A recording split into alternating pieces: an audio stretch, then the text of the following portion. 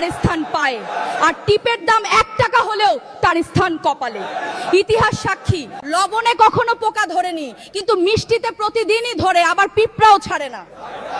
মানুষ সোজা পথে চলতে চায় না, বাঁকা পথেই আগ্রহ বেশি।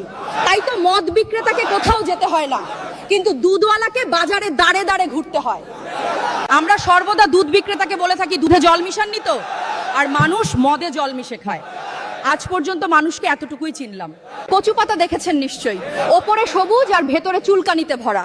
ঠিক তেমনি কিছু মানুষ আছে, বাইরে থেকে দেখতে ভীষণ সুন্দর পরিপাটি, কিন্তু ভেতরটা আবর্জনায় ভরা। সাপ দুধ খেয়ে বিষ উগড়ে দেয়, আর গরু ঘাস খেয়েও দুধ দেয়। সুতরাং দোষটা খাবারের নয়, পার্থক্যটা স্বভাবের কাছে। নিজের যোগ্যতা নিয়ে কখনো অহংকার করবেন না। মনে রাখবেন, পাথর কিন্তু নিজের ওজনের জন্যই জলে ডুবে যায়। যারা, কি আজব দুনিয়া জানেন, যার চোখে ঘুম আসে তার কাছে ভালো বিছানা নেই, আর যার কাছে ভালো বিছানা আছে তার চোখে ঘুম নেই। যার মনে দয়া আছে তার কাছে দেওয়ার মতো কিচ্ছু নেই, আর যার কাছে দেওয়ার অনেক কিছু আছে তার দেওয়ার মতো মনটাই নেই।